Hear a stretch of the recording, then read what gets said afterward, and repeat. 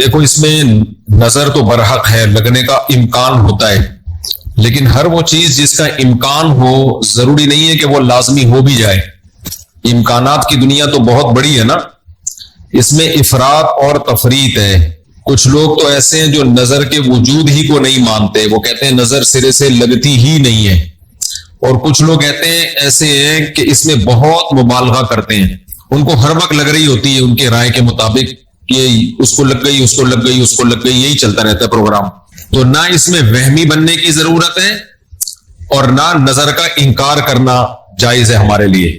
جو لوگ نظر کا انکار کرتے ہیں نا، وہ ہیں سیکولر لوگ، لبرل لوگ، جو شریعت کو نہیں مانتے۔ وہ کہتے ہیں اس کی کیا دلیل ہے؟ بھائی ہمارے پاس دلائل، مشاہدہ بھی دلیل ہوتی ہے، لیکن وحی خود دلیل ہے ہماری نظر میں۔ وحی جب نبی صلی اللہ علیہ وسلم نے بتا دیا کہ العین حق، نظر برحق ہے، تو ہمارے لیے یہ بھی ایک دلیل ہے۔ اب کوئی رسول کو مانتا ہی نہ ہو، اللہ کو مانتا ہی نہ ہو، تو وہ نہ مانے، وہ اس کا ہیڈک ہے۔ ہم کوئی سائنسدانوں کو مجبور تھوڑی کر رہے ہیں کہ آپ نظر کو مانو۔ سائنسدان جنت مانتے ہیں کہ جنت ہے؟ جواب دینا۔ سائنسدان مانتے ہیں موت کے بعد دوبارہ زندگی ہے؟ یہ سائنس کا ٹاپک ہی نہیں ہے بھائی، سائنس یہاں تک پہنچی نہیں ہے۔ تو نظر تو برحق ہے، کوئی بھی اچھی چیز ہو، کوئی بھی بہت ہو، تو اس میں چانس ہوتا ہے کہ نظر لگ جائے۔ نبی صلی اللہ علیہ وسلم نے فرمایا اگر کوئی چیز تقدیر پر غالب آ سکتی تو وہ نظر ہوتی، اور نظر اونٹ کو ہانڈی تک پہنچا دیتی ہے۔ اچھا والا اونٹ ہوتا ہے، نظر لگی گیا۔ آپ نے دیکھا ہوگا بڑے بڑے اونچے کٹے بیل لوگ لے کر آتے ہیں بقرعید کے دنوں میں، بعض دفعہ نظر لگتی ہے دھڑام سے گر جاتے ہیں، بعض دفعہ ویسے ہی گر جاتے ہیں غربت مہنگائی سے متاثر ہو کے، لیکن بعض دفعہ نظر بھی لگتی ہے۔ تو ہمارے پاس جو نظر کے برحق ہونے کی دلیل ہے وہ رسول اللہ صلی اللہ علیہ وسلم کا قول۔ اسی وجہ سے یعقوب علیہ السلام نے جب اپنے بیٹوں کو مصر بھیجا تو خوب لمبے خوبصورت بیٹے تھے، تعداد میں بھی زیادہ تھے، تو ان سے کیا فرمایا؟ لا تدخلوا من باب واحد وادخلوا من ابواب متفرقہ۔ اے میرے بیٹو، ایک دروازے سے داخل نہ ہونا، متفرق دروازوں سے داخل ہونا، کیونکہ ایک ہی گیٹ سے جب جائیں گے نا، ایک باپ کے 11 بیٹے اتنے خوبصورت اور لمبے لمبے اور خوبصورت جوان، لوگ بولیں گے یار کیسا خوش قسمت باپ ہے جس کے 11 بیٹے ہیں۔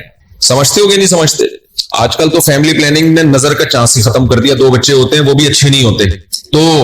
تو یہاں قرآن سے بھی ہمیں، حدیثوں سے بھی پتہ چلتا ہے کہ امکان ہے، لیکن ایک بات یاد رکھو، دنیا میں یہ بہت امپورٹنٹ بات ہے، کاش اس کو سمجھ جاؤ، یہ تجربوں کا نچوڑ ہے جو میں آپ کے سامنے پیش کر رہا ہوں۔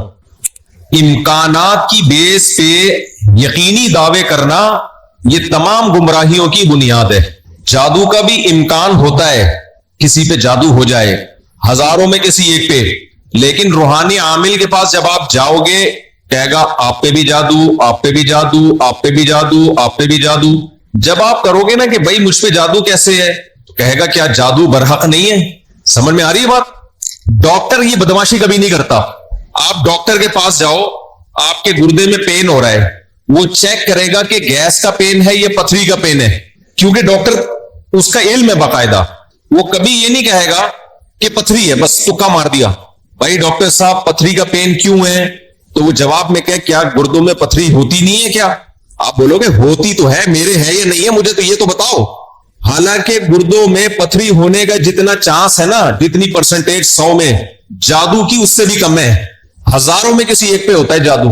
لیکن عاملوں کے پاس جب آپ جاؤ، یہاں الحمدللہ کچھ عامل ہیں جو میرے خلاف ایک فل پروپیگنڈا شروع کیا ہوا، اتنی خوشی ہوتی ہے مجھے، میں آپ کو بتا نہیں سکتا، جب عامل میرے خلاف بولتے ہیں اتنی خوشی ہوتی ہے، اور میں کہتا ہوں کمبختو تمہارے پاس جادو، چڑیل، جن، بھوت، تم میرے خلاف بولتے کیوں؟ نقصان پہنچا دو یار۔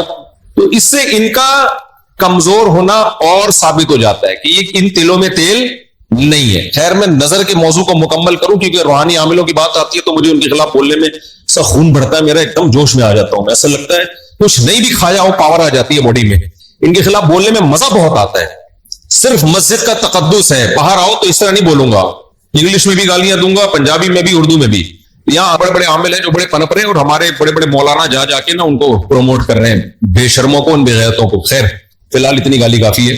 تو اچھا میں کیا کہہ رہا تھا یار، عاملوں کے ٹاپک آتا ہے تو اتنی خوشی ہوتی جی، نظر کی بات کر رہا تھا میں تو نظر میں جو ہے نا لگنے کا چانس ہوتا ہے، یہ ہے، لیکن چانس سے فائدہ اٹھا کے ہر ایک کو یہ کہنا کہ تم پہ جادو ہے، تم پہ نظر ہے، تم پہ یہ ہے، ڈاکٹر یہ کام نہیں کرتا. شوگر کا چانس ہوتا ہے آپ کو کہ شوگر ہے، لیکن یہ تو نہیں کہ ڈاکٹر جب تک کمپلیٹلی تحقیق نہ کر لے، ڈاکٹر نہیں کہے گا تمہیں شوگر ہے، تمہارے گردوں میں پتھری ہے، تمہارے پیٹ میں یہ مسئلہ ہے. حالانکہ امکانات تو ہوتے ہیں، لیکن آپ یہ جو ڈرامے باز لوگ ہیں نا، روحانی عامل، ان کے پاس جاؤ گے نظر ہی لگی ہوئی ہے آپ کو. لازمی کیا لگی ہے؟ کیونکہ جب کسی کے پاس کوئی فن نہیں ہوتا، علم نہیں ہوتا، تو وہ سب کچھ جانتا ہے. پھر سمجھ رہے، ڈاکٹر کے پاس علم ہوتا ہے کڈنی کا، لہذا تحقیق کرے گا، 100 میں 2 کو کہہ دے گا تیرے گردے خراب ہیں. عاملوں کے پاس چونکہ جن چڑیل بھوت کا علم ہوتا ہی نہیں ہے، لہذا ہر ایک پر جن بھی ہے، چڑیل بھی ہے، اور بھوت بھی ہے، اور نظر بھی ہے، اور موکل بھی ہیں، اور ہمزاد بھی ہیں، اور پتہ نہیں کیا کیا ہے، ڈرامے بازی. سمجھتے ہو؟ جب ان کو بولو کہ کیا دلیل ہے، تو بھائی امکانات کی دنیا میں امکان کہ فلانے پہ لگ گئی تھی، فلاں پہ لگ گئی تھی، تو خوب سمجھ لو امکانات کی بیس پہ یہ کہنا کہ ابھی دیکھو ایک مولانا صاحب کا کلپ آیا، انہوں نے کہا کہ نبی صلی اللہ علیہ وسلم نے فرمایا کہ ہر بیماری کی دوا اللہ نے رکھی ہے دنیا میں، یہ صحیح حدیث ہے. پھر انہوں نے ایک دوا بتائی کہ یہ شوگر کی بہترین دوا ہے. بھائی آپ ڈاکٹر ہو، آپ سائنٹسٹ ہو، کہہ رہے ہیں میں نے یہ کہیں سے نکالی ہے. ڈاکٹر کہہ رہے ہیں شوگر ایک اسٹیج پہ پہنچنے کے بعد لا علاج ہے، یہی کہتے ہیں نا ڈاکٹر. بھائی شوگر ایک اسٹیج پہ پہنچ جائے تو وہ کیا ہو جاتی ہے، اب ٹھیک نہیں ہو سکتی، کنٹرول کرنی پڑے گی، لبلبا ٹھیک نہیں ہوگا آپ کا. انہوں نے کہا کہ دیکھو ہر بیماری کی اللہ نے شفا پیدا کی ہے، تو یہ میڈیسن، یہ کوئی دیسی نسخہ ہے، یہ شوگر ٹھیک کر دے گا. اب دلیل کیا دے رہے ہیں؟ ہر بیماری کی اللہ نے دوا پیدا کی، یقیناً کی ہے، لیکن کیا وہ آپ کو معلوم ہے؟ کیا وہ دوا یہ ہے جو آپ پیش کر رہے ہیں؟ اس کی کیا دلیل ہے؟ بھائی بہت ساری دوائیں لوگوں کو معلوم نہیں ہے. تو اب یہ سمجھیں کہ 2 انتہائی میں جلدی سے کمپلیٹ کروں اس موضوع کو، کہ نظر لگنے کا چانس ہوتا ہے، لیکن یہ نہیں ہے کہ جو بھی کوئی اچھی چیز ہوگی، کچھ بھی ہو جائے، اس کو نظر ہی لگی ہے. تو یہ فہم کی دنیا سے باہر نکلنا چاہیے. جو سیکولر لبرل لوگ ہیں جو نظر کا بالکل انکار کرتے ہیں، وہ کہتے ہیں فلاں فلاں پہ کیوں نظر نہیں لگی، وہ اتنے ہینڈسم، اتنے خوبصورت لوگ ہیں، فلاں کی آواز اتنی اچھی، ان پہ نظر کیوں نہیں لگی. تو اب اصول سمجھیں، نظر لگنے کے لیے علماء نے قاعدہ ضابطہ بیان کیا ہے، جو چیزیں مشہور ہوتی ہیں نا ان کو اکثر نظر نہیں لگتی. نظر ہمیشہ اچھمبے کی چیز کو اچانک، جیسے میں لوگوں سے کہتا ہوں بھائی آپ انتہائی غریب تھے، سائیکل بھی نہیں تھی آپ کے پاس، اچانک آپ کے پاس بہت زیادہ پیسہ آ گیا، اور علاقہ بھی وہی ہے، رہتے اسی غریبوں کے محلے میں ہو، گندے نالے پہ رہتے ہو، سائیکل پہ تھے، اچانک لینڈ کروزر آ گئی آپ کے پاس. یہ جو اچانک والا کام ہوا ہے نا، اس میں نظر لگنے کا چانس ہوتا ہے. سمجھ میں آ رہی ہے بات؟ اب دیکھو یعقوب علیہ السلام کے بیٹے مصر میں ان کے ساتھ ہی رہتے تھے، سوری مصر میں نہیں، شام میں ساتھ رہتے تھے. وہاں یعقوب علیہ السلام نے نظر سے بچنے کا یہ والا اہتمام ہمارے علم میں نہیں ہے کہ بچوں کو کہو دروازے سے الگ الگ جایا کرو، ایک ہی دروازے سے. لیکن جب مصر جا رہے ہیں نا، اجنبی جگہ ہے، وہ لوگ یعقوب علیہ السلام کے بیٹوں سے مانوس نہیں ہے. وہاں یعقوب علیہ السلام نے کہا ایک نئی جگہ پہ جا رہے ہو، اچانک اتنے بیٹے جب لوگ دیکھیں گے نا خوبصورت، وہاں چانس ہے. تو اس سے پتہ چلتا ہے کہ اپنی نعمت کو آہستہ آہستہ ایکسپوز کرنا چاہیے. سمجھتے ہو کہ نہیں سمجھتے؟ آہستہ آہستہ کیا کرنا چاہیے؟ پہلے پہلی ہو، پھر دوسری، استغفر اللہ، یعنی آہستہ آہستہ. ایک کمارا آدمی جس کو کوئی رشتہ نہیں رہتا، اچانک 4 بیویاں لے کے گھوم رہا ہے، تو چانس ہوتا ہے اس کے نظر لگنے کا. اس لیے ایک دم سے نہیں، تھوڑا تھوڑا آہستہ آہستہ. پہلے ایک پہلی ہوگی، دوسری میں کچھ پٹ ہوگی، تھوڑی بےزتی ہوگی، تھوڑی عزت ہوگی، کچھ لڈو، کچھ گالیاں مل جل کے، پھر تیسری. تو اس طرح کر کے چلانا، ٹھیک ہے؟ تو اچانک کوئی نعمت آتی ہے تو اس پہ نظر لگنے کا چانس ہوتا ہے. دوسری بات یہ ہے کہ نظر سے بچنے کے لیے جو نبی صلی اللہ علیہ وسلم نے دعائیں بتائی ہیں، ان دعاؤں کا اہتمام کرنا چاہیے. اعوذ بکلمات اللہ التامہ من کل شیطان وہامہ ومن کل عین لامہ، یہ دعا پڑھنی چاہیے. اور اپنی نعمت کا اظہار ان لوگوں کے سامنے کرنا چاہیے جو آپ سے محبت کرتے ہیں، وہ خوش ہوں گے. بعض دفعہ انسان دوسرے سے محبت کے دعوے کرتا ہے لیکن جیلس ہو جاتا ہے. وہ جب آپ اس کو بتاتے ہیں نا میرے پاس اتنا پیسہ، میری ارننگ اتنی ہو گئی، تو وہ اندر اندر سے جل رہا ہوتا ہے. تو حاسد کی نظر لگنے کا چانس زیادہ ہوتا ہے. سمجھتے ہو؟ تو اپنی نعمت ہر ایک کے سامنے نہیں بیان کرنی چاہیے. بعض دفعہ اپنی نظر بھی لگتی ہے انسان کو، تو خود پسندی میں، عجب میں مبتلا نہیں ہونا چاہیے. جب بھی کوئی نعمت ہو، آدمی کیا کہے؟ اللہ کی دین ہے بھائی، میرا کمال نہیں ہے. کس کی دین ہے یہ؟ اللہ کی دین ہے. تو ان چیزوں کے اہتمام سے نظر کا چانس کم ہو جاتا ہے. باقی عاملوں کے پاس نہ نظر کا کوئی علاج ہے سوائے مسمرزم کے. دماغ کو کنٹرول کر کے کچھ الٹی سیدھی چیزیں آپ کی کھوپڑی میں ڈال دیتے ہیں, تو اس سے آپ سمجھتے ہو کہ میں ٹھیک ہو رہا ہوں. ٹھیک نہیں ہوتے, آپ مینٹلی تھوڑا سا کیا ہو جاتے ہو, مطمئن ہو جاتے ہو. اور ان کا اپنا دماغ بھی خراب ہوتا ہے, آپ کا بھی دماغ خراب کرتے ہیں, سمجھتے ہو. اچھا, میں جب عاملوں کے خلاف بولتا ہوں لوگ کہتے ہیں یہ 2 نمبر عاملوں کے خلاف ہے. بالکل غلط بات, میں 1 نمبر عاملوں کے خلاف, یہ ذہن میں رکھو. 2 نمبر کو تو میں لفٹ ہی نہیں کراتا. میں ان عاملوں کے خلاف ہوں جن کو علماء بزرگان دین سمجھتے ہیں کہ بہت بڑی پہنچی ہوئی چیز ہے یہ. میں ان کو 2 نمبر سمجھتا ہوں. یہ کخ بھی نہیں کر سکتے, سمجھتے ہو, یہ کچھ بھی نہیں کر سکتے, چاہے امریکہ میں ہو, چاہے جاپان میں ہو, چاہے پاکستان میں ہو, چاہے کراچی میں ہو, چاہے پنجاب میں ہو, سب ایک جیسے ہیں. اس لیے اپنے آپ کو بچاؤ ان فضول لوگوں سے. اچھا بھائی, حضرت محمد صلی اللہ علیہ وسلم پر جادو کے اثرات سے متعلق اہل سنت کا کیا عقیدہ ہے؟ نبی پر جادو ہوا تھا, بخاری مسلم سے ثابت ہے, لیکن ہوا کیوں تھا؟ آپ کہیں گے نا ایک طرف تو آپ کہہ رہے جادو اتنی آسان نہیں ہے, ہزاروں میں کسی ایک پہ, تو پیغمبر پہ ہو گیا.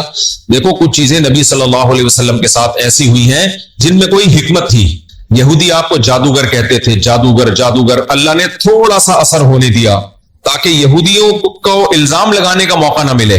جادوگروں پہ جادو کا اثر نہیں ہوتا, تو تھوڑا سا اثر اللہ نے ہونے دے دیا. اتنا اثر کہ آپ کبھی کبھار بھولنے لگے کچھ چیزیں, کچھ کام کیا ہوتا آپ کو یاد نہ ہوتا. اس سے زیادہ اثر نہیں ہوا آپ کے اوپر. اور یہ اثر اس لیے اللہ نے ڈالا تاکہ لوگوں کو یقین آ جائے آپ بشریت میں کامل ہیں اور آپ جادوگر نہیں ہیں. اصل مقصد یہ الزام کی نفی تھی. اگر یہ اتنا آسان ہوتا تو ابو بکر پہ کیوں نہیں ہو گیا میرے بھائی, حضرت عمر پہ کیوں نہیں ہو گیا, حضرت عثمان پہ کیوں نہیں ہو گیا, سیدنا علی پہ کیوں نہیں ہو گیا؟ یہ تو ایک تماشا بنا لیتے لوگ. فرعون کے موسیٰ علیہ السلام کے مقابلے میں جادوگر آئے ہیں. آپ لوگ کو آواز صحیح آ رہی ہے؟ گونج تو نہیں رہی ہے آواز؟ مجھے تو گونج رہی ہے آواز. بھائی موسیٰ علیہ السلام کے مقابلے میں جادوگر آئے. قرآن کہتا ہے یخیل الیہ من سحرہم انہا تسعی. جادوگروں نے دماغ کو ایسا کیپچر کیا ہے کہ دیکھنے میں ایسا لگا کہ یہ لاٹھیاں نہیں بلکہ سانپ ہیں. حقیقت میں وہ لاٹھیاں سانپ نہیں بنی تھی, دماغ میں کچھ انہوں نے ایسا کیا ہے نا کہ یخیل, خیال پیدا ہوا کہ یہ لاٹھیاں نہیں بلکہ کیا ہے, سانپ. دیکھو انبیاء کے دماغ کو ایسے کیپچر نہیں کیا جا سکتا, لیکن اللہ نے یہاں ہونے دیا. موسیٰ علیہ السلام کو بھی ایسا لگا کہ یہ لاٹھیاں نہیں بلکہ کیا ہے, سانپ ہیں. اس میں حکمت تھی نا تاکہ مقابلہ تو ہو. اب سوال پیدا ہوتا ہے جب موسیٰ علیہ السلام مقابلہ جیت گئے, فرعون نے دھمکی دی جادوگروں کے کہ تمہارے ہاتھ پاؤں کاٹ کے میں قتل کر دوں گا, تو جادوگر وہی رسیاں دوبارہ فرعون کی طرف پھینک دیتے کہ تو قتل کر کے دکھا ہمیں. کیا خیال ہے بھائی؟ یا فرعون پہ جادو کر دیتے. ہوا جادو فرعون پہ؟ بولتے کیوں نہیں؟ مجھے تو لگ رہا ہے آپ لوگ پہ ہو گیا. نہیں ہوا نا فرعون پہ جادو. بھائی جادوگر ہزاروں جادوگر تھے, سینکڑوں تو تھے ہی. انہوں نے سوچا کہ یار تو ہمیں دھمکی دے رہا ہے, انتر منتر کلی کلنتر ہو جا منتر چھو, یوں کرتے فرعون ٹیڑھا ہو جاتا.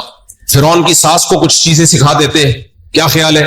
جٹھانی فرعون کی زوجہ جو تھی حضرت آسیہ رضی اللہ عنہا, ان کو کہہ دیتے کہ تم اپنی ساس سے کچھ کروا دو یا جٹھانی سے, وغیرہ وغیرہ جو بھی ہے. تو ایسا نہیں ہوتا بھائی. فرعون نے دھمکی دی اور ہاتھ پاؤں کاٹ کے ان سب کو شہید کر دیا. کچھ بھی نہیں ہو سکا. ایسا نہیں ہوتا. جادوگروں کو ایک ماحول چاہیے, اسی میں وہ سب کچھ کرتے ہیں.